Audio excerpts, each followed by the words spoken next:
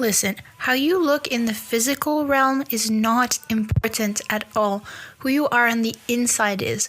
Life is beautiful and sweet, and there are so many wonderful things to experience, and wasting it by torturing yourself with self-hatred when all you could do is shift your mindset is really sad. Your body is a wonderful God-given tool that enables you to live the gift that is life, which is your purpose on this earth is to be happy and live your life and experience things and love. How amazing is that?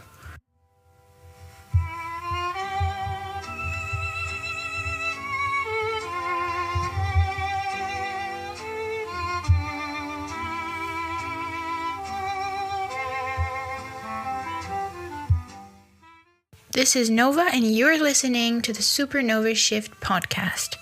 Today, it's going to be a heartfelt conversation where we are going to recenter any hate or judgment that you may have towards your body's appearance and redirect it to yourself. Redirect your focus to yourself and gently learning to detach from toxic comparison. I've been there too.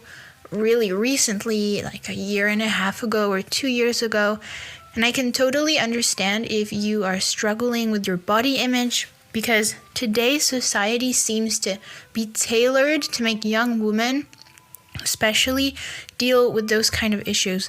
I think most women do actually, not just young girls, like women of all ages. It's a really big problem. Imagine a world where every person would love themselves and just love how they look. It would be heaven, in my opinion. Unfortunately, we are very far from that reality. But I hope this podcast is going to make you feel better. As usual, I'm also going to give you some really gentle, practical tips that you can keep in mind to heal the relationship you have with food and with your body. How to reconnect with the true purpose in life instead of inflicting self-harm on yourself by hating your beautiful body, because that's what it is, self-harm. You're harming your mental health. How to reconnect with your inner child that is still there. And I think the best remedy is to gently start your self-love journey if you haven't already. Because a self-love journey can't happen if you're doing horrible things to yourself, like starving or comparing yourself to others or talking crap about yourself in your head and living in constant dissatisfaction with your body.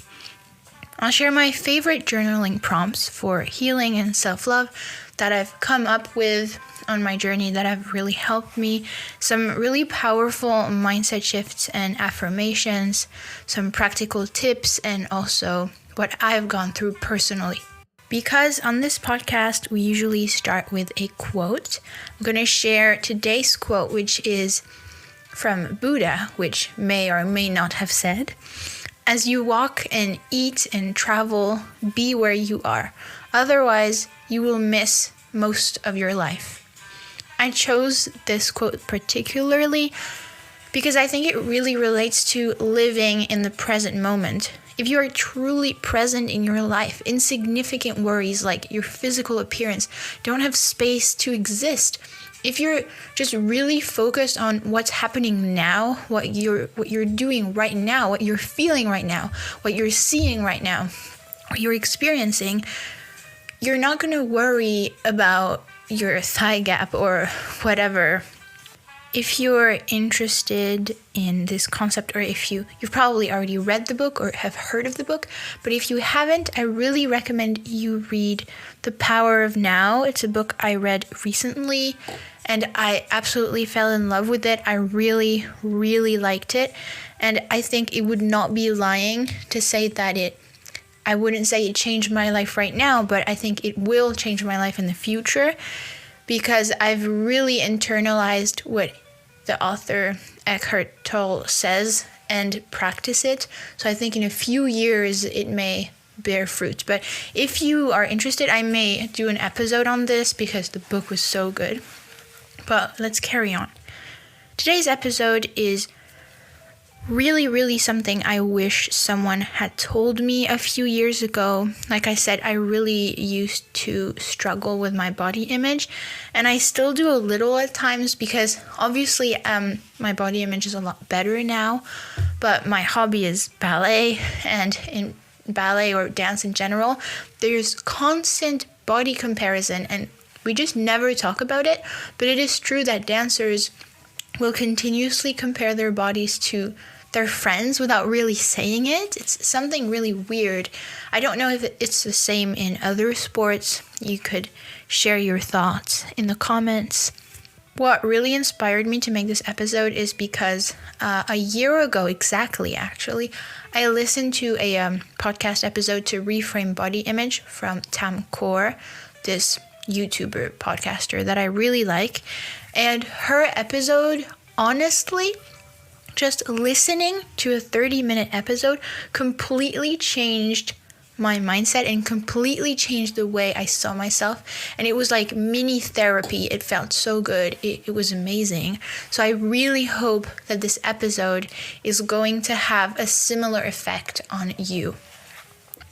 Now, there is a harsh truth that nobody talks about, why so many people hate their bodies today. Because it is true, even if people won't admit it, a lot of people hate the way they look, which is not natural. Like, why do we have to hate ourselves?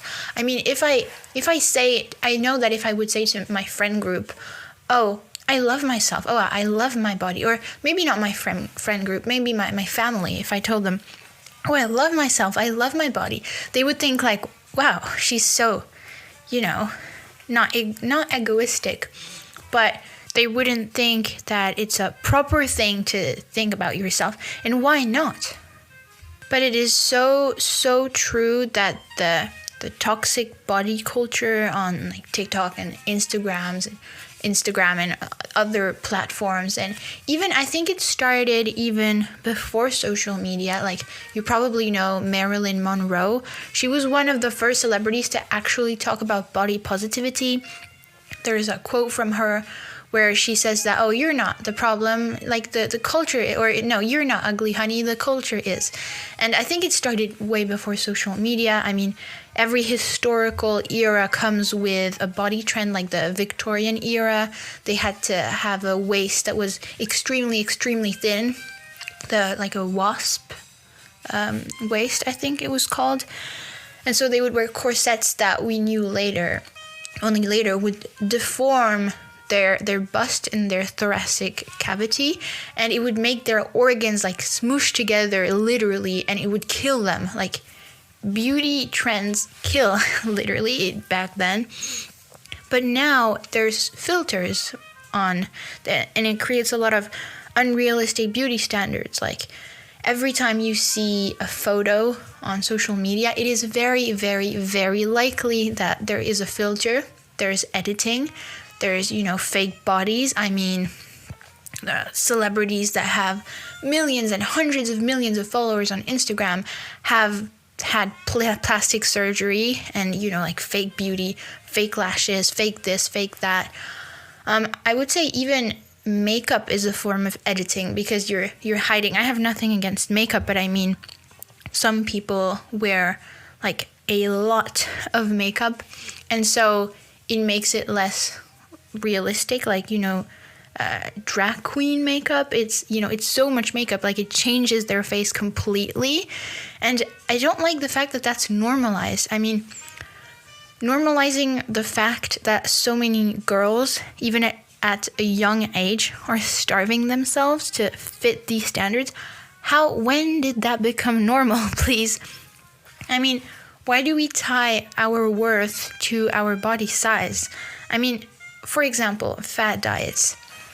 They're dangerous. I have a problem with fat diets because growing up with a dad as a dietitian, I know a bunch about nutrition and like protein intake and exercise and all those things. And then I see all these women that are not exercising and that are starving themselves because they want to be smaller. Not only young girls, but also women of all ages, or doing these fad diets that we know don't work and are even dangerous. I don't understand why people randomly start diets, even though their doctor didn't prescribe them or their dietitian didn't prescribe them a specific diet. Being healthy is way more important. I mean, a lot of people, I feel like, on the internet aren't even overweight. Like, they have a healthy weight. They have a healthy weight, but they're worried about, microscopic differences, like, oh, my arms are too big, or my stomach is not flat enough. I mean, what the hell? But I really think that body hate is generational, because, okay, so my friends are around me talk badly about their bodies all the time.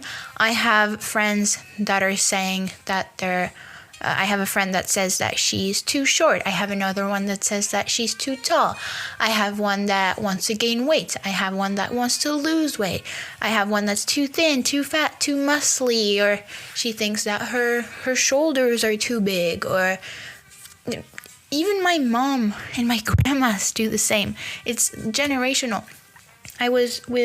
When I'm with my family, I know my grandmas are hating their bodies. They even say it out loud, like, oh, one of my grandmas was saying, oh, my legs are not pretty. Another one was saying, oh, I don't like my arms and the way my arms are, or I'm really, really scared of gaining weight. But they're so beautiful. In my eyes, they're the most beautiful people ever. And it really hurts me that they're talking down on themselves. So I try to tell them that they're beautiful, but I feel like they don't believe me. It really hurts that they believe that lie that they're telling themselves. I mean, there's just a silent message that is passed on, like your body is never good enough. But I think it's really important to break the cycle. It's easier said than done. That's why I'm going to share the practical steps that you can do. But if nobody taught you that you were beautiful as a child, you have to teach yourself. I mean, if your parents didn't tell you as you grew up, like, oh, you're beautiful, yes, like you look amazing, you have to surround yourself with family members or friends that love you the way you are. Think about your best friend, or your girl gang, or your mom, or your dad, your family, your lover. Any people around you that love you the way you are, that would still love you no matter what you look like. I mean, think about all these people that genuinely love you. They don't care if you have a pimple on your face, if your shoulders are too wide, if your arms are too big. They don't give a shit, because they love you the way you are. For your personality, your authenticity, your weirdness. Like, right this moment, okay? Visualize all the people, even if it's only one person, that you love genuinely, and who love you deeply and who will always be there for you. Even if it's just one person, feel their love for you, no matter what you look like. For example, my best friend, she will love me no matter what I look like. She doesn't care if I am skinny or if I'm fat, or what my face look like, or if I have pimples. Feel the unconditional love that you have for them, and the way you love them for the way they are too. Even if they have their own insecurities, you don't care about your best friend's insecurities. You just love them the way they are. You don't even see their insecurities because you don't care about them.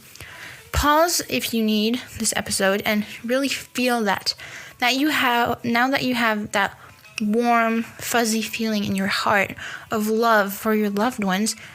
Can you give that love that you're feeling right now to yourself? The love is there. You just have to give it back to yourself and love yourself the way you love your best friend or any person. I know that doing this is really hard, and accepting your body. You don't even have to love your body. You just have to accept it the way it is. I mean, 2 years ago, I felt really bad because, basically 2 summers ago, I would absolutely hate the way that my body looked. I would be told by a family member that I should eat less, And so I started to do that. I started to starve, literally. I was starving all the time. I would skip breakfast, which now I know is like the most important meal of the day, nutrition-wise. I would skip that. I would eat very little, and I would feel horrible. I would feel miserable during the day. It was just horrible. The only thing that I could think of was food, and I wasn't losing weight. I was just feeling really crappy about myself. And then when you do that, it also disrupts your hormones, and your body becomes in, survival mode, and your mental health comes down. I mean, I think I really talked badly to myself in my head, and the starving led to being sad. I wasn't enjoying life. Food was the only thing I would think about. I was fainty. I just wasn't living my best life. And it's impossible to grow and, have a glow up, like they say on the internet, if you're hating the way your body looks on a daily basis. I think especially because I practice ballet, and there's really strong body comparison in that hobby and in that world.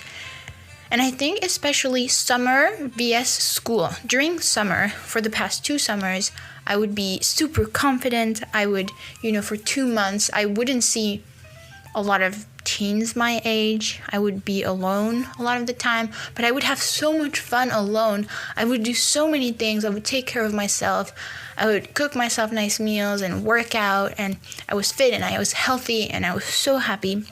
And then I come back to school, which has a bit of a toxic, influence. And then all of a sudden, I loved, continued being happy and loving myself for a week. And then a week later, I started comparing myself again because I was surrounded by people my age and other teens. And I started to compare myself again and being like, oh, well, I'm not pretty enough, or, I'm not thin enough. Thank God I actually managed to turn that around finally. At some point, I was just so tired. I was like, I don't want this anymore. I'm just so tired. I have to do something about it.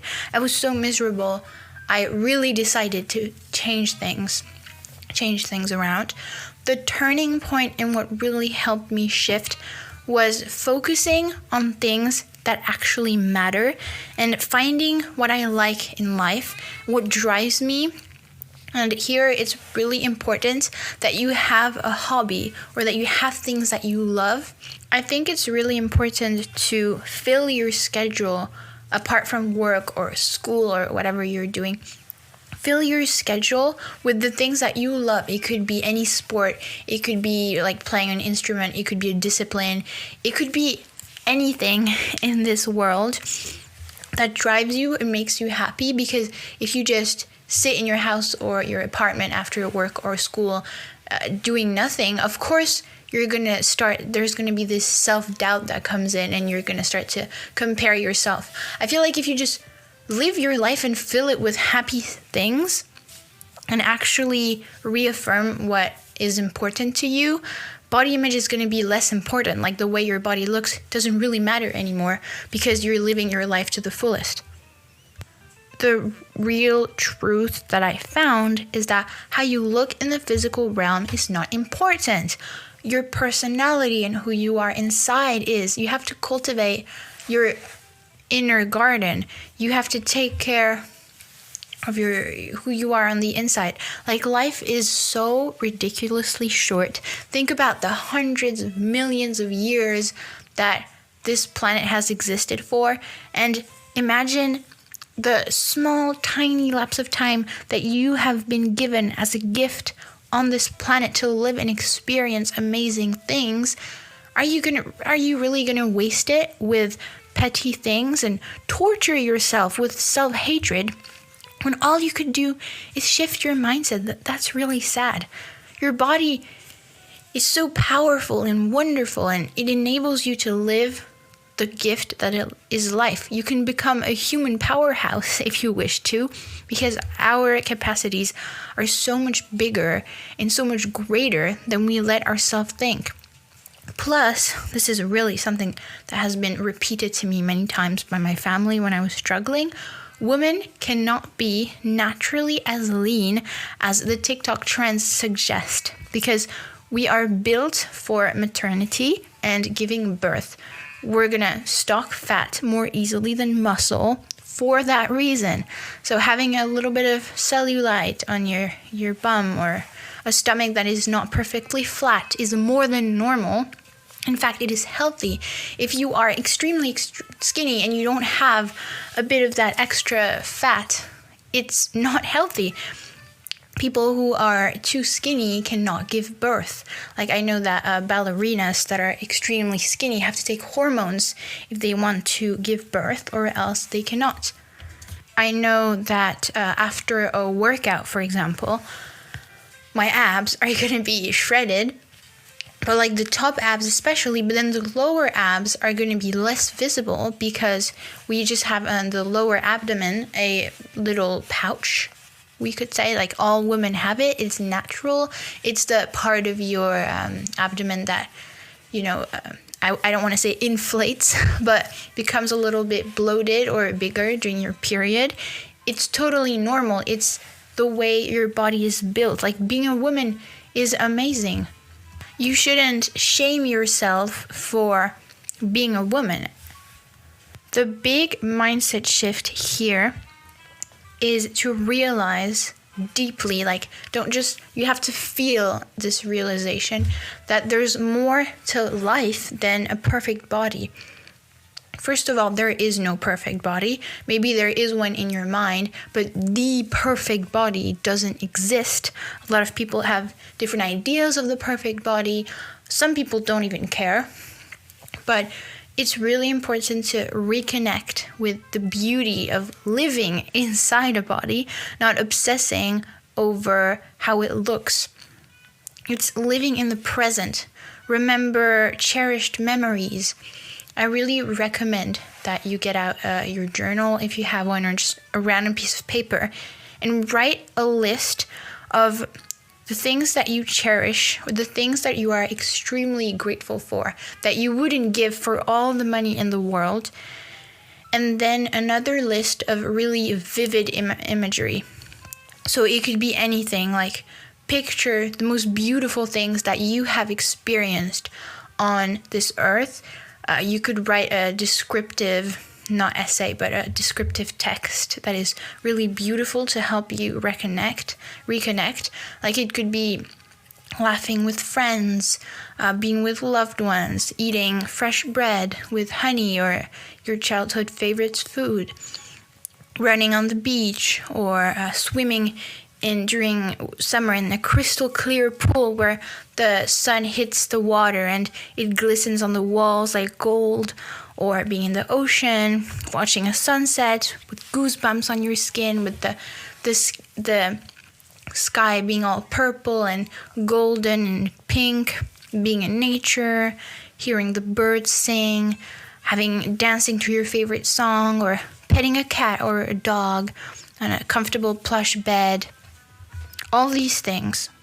But what your goal should really be is to accept yourself the way your morphology is. For example, your morphology is like your body type, the way your bones are structured. For example, I inherited my mom's morphology. I'm pretty flat-chested. I have naturally a pretty thin waist.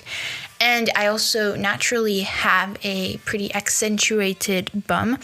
And I can do all the workouts in the world. My morphology is not going to change, and my genes are not going to change. So learning to dress for your body type can be really helpful to help you feel more confident. For example, I'm a rectangle body type. I don't have a lot of curves, and I know that peplum tops fit me really well, or flared jeans, because they add shape to my silhouette. There's a lot of videos out there to learn how to dress for your body type, but again, they're just rules. You don't have to follow them. I know that according to my body type, I shouldn't wear off-shoulders, but off-shoulders really, really fit me well, and I really love them, so I wear them anyways. Loving yourself is a continual pursuit. I still have times where I doubt myself or where I don't love myself as much as I would like to, but that's okay and it's really normal. The next practical step that you can do that really helped me is doing the things that you enjoyed as a child. I think that is really powerful because your inner child is still there, depending on how old you are. I mean, even if you're a young adult, think about the fact that you were a child not that long ago. Depends what long is for you. But you can write a list of all the things that you would do when you were a child that it could be so random, it could be so weird, it can be really personal to you, and that you enjoyed and that brought you joy in your memories as a child, and then do them. So for me, it's dancing randomly when I'm alone, just like dancing really weirdly when I'm cooking or something, not for aesthetics, but just for pure fun, to music I enjoy, like not trendy music. I like music that a lot of teens don't like. I don't like rap. I like classical music. I like old jazz. I won't listen to music that other people like, just music that I actually enjoy. Or playing mermaids in a pool, during summer, the last month, during June, I would go in the pool every day in my garden, and I would dive and swim and splash and just do random stuff alone, and it was so fun. I love hugging and climbing trees or rolling down hills. You lie down and then you roll down the hill. That's super fun. Or diving in waves at the beach and building sandcastles. I still build sandcastles to this day. Some people might make fun of me, but I don't care because I think it's fun. I'll just go with my little cousins and build sandcastles. I love looking at the shape of clouds and kind of imagining what it represents. And I still secretly, deep down, love all these things, and I just do them. It sounds silly, but life just becomes so much more fun when you do the things, when you do things because you enjoy them, and not because you're older now, and so you cannot do them anymore. Like dance in the rain if you want to, step in puddles like you used to with your wellies, go on a swing. I go on a swing in parks even though I'm older, because I like being on a swing. Or you can do a karaoke in your kitchen. Nobody will judge you. Everyone is so deeply concerned with their own problems that nobody gives a damn. Live your best life. In fact, people might actually admire you. People might actually be like, wow, she's beautiful, She's confident. It's all about learning your own love language. For me, my personal love language is taking care of my appearance, being polished with a nice outfit, a nice hairstyle, a little bit of makeup, some jewelry. I know that I was criticized because of that by my family. They were like, oh, you always dress well. And for them, it was not a compliment, but for me, it is. For me, taking care of my appearance is important. Having long morning routines, cooking things that are delicious but also healthy and nourishing, or exercising and being disciplined is a major sign of self-respect for me and self-love. In my opinion, for everyone, like self-discipline is just self-love. You want to accomplish something, you do it because you have enough respect for yourself. You actually set something or set a goal, and then you do it because you believe in yourself. And then you feel proud of yourself. Respecting your body enough that you take care of it. So exercise is also a huge sign of self-love and self-respect. I'm going to give you a quick list of the benefits of self-love on a more scientific level, even though this is not a scientific breakdown. But benefits of self-love include improved mental health, more energy and confidence, better relationships even, and more motivation to take care for yourself, like health, freedom, movement, food, healthy, just being healthy. And the freedom to fully live, which is the purpose of life. The purpose of life is to live it, for God's sake. And I have a little list of the damage of starving yourself, like what happens in your body biologically when you starve yourself. If your goal is to be, that girl and become really healthy and become prettier, if your goal is aesthetics, physical aesthetics, when you starve your body, your hormones are going to be imbalanced. Imbalanced hormones leads to so many things. It leads to acne, just a lot of things that are going to wreck your physical appearance, hair thinning, fatigue, poor skin, slowed metabolism, anxiety, mood swings, and obsession with food. So actually starving yourself can lead to gaining weight. It's actually a disorder, bulimia, where you eat a lot and then you starve yourself and then you eat a lot and then you starve yourself and you end up gaining weight. And especially the loss of a menstrual cycle if you're female.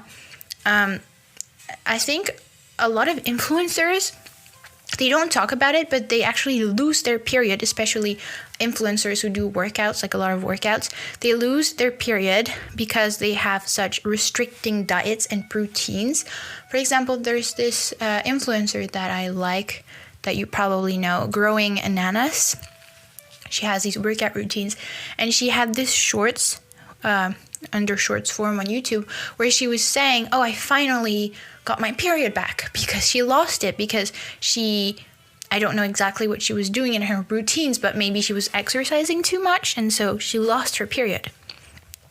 And especially, that is horrible, but starving yourself long-term causes long-term damage to digestion and organs. So if you're going to damage your organs, so I'm guessing that you're not going to live as long if you hate your body. By loving your body, you're going to live longer. You're just going to be happier. Your body will think that it's dying when you starve yourself, and it fights back. It desperately trying to be skinnier leads to so many health problems from all areas. It is a big self-sabotaging action. We are heading towards the end of this podcast, so I'm going to motivate you to heal the relationship with your food and your body, and I'm going to give you some prompts, journaling prompts that I will link in the description, because you might not remember them all. That I think if you do these, they will really be the first stepping stone to starting loving your body. First, your body isn't the problem. The culture, the ads, the trends are. Each era comes with its lots of beauty standards, especially for women. If you're a healthy weight for your age, then why are you trying to lose weight? It makes no sense. You are worthy of love and joy right now. Eating balanced with lots of protein and exercising is key to being healthy. If you have a strong, consistent health habits routine, you don't need to worry about your thigh gap. Visualize the immensity of space. How you represent a grain of dust lost in an alien universe. Is how flat your stomach really important? It can be really hard psychologically if you're already struggling and somebody talks down on your body or criticizes your appearance directly, especially if it's a family member. I really want you to think that maybe that person didn't mean badly and just forgive them, but it can also be useful to communicate your boundaries really strongly in that case, softly but still strongly. Don't be afraid to gently tell the person that you will not accept any criticism on the way your body looks, that it hurts you deeply. That person's comment could also come from their own insecurities, and they see you looking beautiful and they feel the need to criticize. I think sometimes we underestimate how good we look because we're so busy noticing our flaws that we don't notice our charms. And I think people notice our charms more easily than our flaws sometimes. If you really struggle with your body image and it is deeply affecting your life, really consider the help of a professional, especially if you have an eating disorder, because these kinds of problems can really negatively impact one's life and wreck one's life. It's really important, if you're really struggling, to ask for professional help. Now, I have this little affirmation that I really like.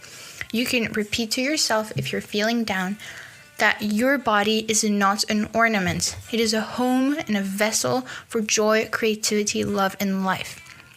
I honor my body for all it lets me feel, do, experience, and become. Now we have some journaling prompts, my favorite journaling prompts that I have come up with. Now our first one is, what in your past led you to believe that your body isn't enough? Think about how you were talked to in your childhood, how adults behaved towards you, things they said. In what ways do you talk negatively to yourself, and how can you reframe those into positive statements? What are 5 things that your body allowed you to do that you're grateful for today? What are 5 aspects of your personality that are not tied to your physical appearance that you love and cherish? For self-love, try and ask yourself, what are the things that you enjoyed doing as a child and still do deep down? What activities, practices, hobbies, or sports bring you joy and fulfill your life? What do you love in life and what is important to you? And finally, how do you want people to remember you when you leave this earth? I have found some of those on Pinterest, and I have come up with some of those myself. So I really hope that these are going to help you start finally loving your body. You were listening to the Supernova Shift podcast. I'm Nova, and I will come back every Monday for a weekly episode. Please share this with anyone you think needs to hear this and needs support on their journey to loving their bodies, or if they have trouble with their body image. Thank you so much for sharing the love. I will see you next Monday.